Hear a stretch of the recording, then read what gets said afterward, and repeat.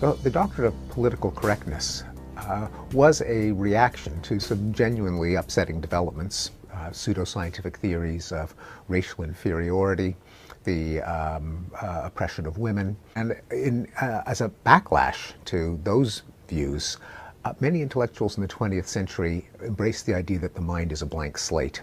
That is, that we are born with no talents or temperaments. Everything is inscribed by parents and culture and society.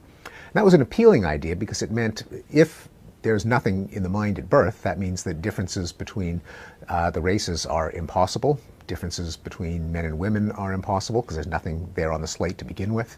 Differences between among individuals within a society that might lead some to become rich and some to become poor, those were impossible in principle. So it seemed like an appealing idea.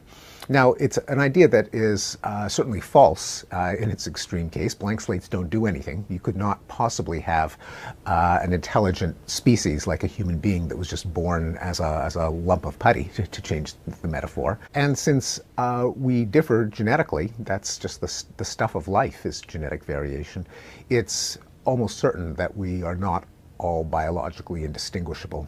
So does that mean we have to go back to the old days where women had to stay in the kitchen with the children and that races were arranged along a hierarchy?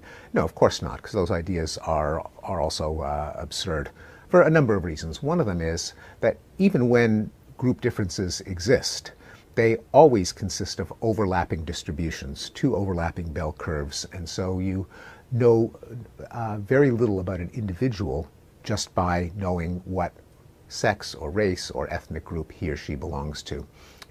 You always get much more information by assessing the traits of that guy or that woman.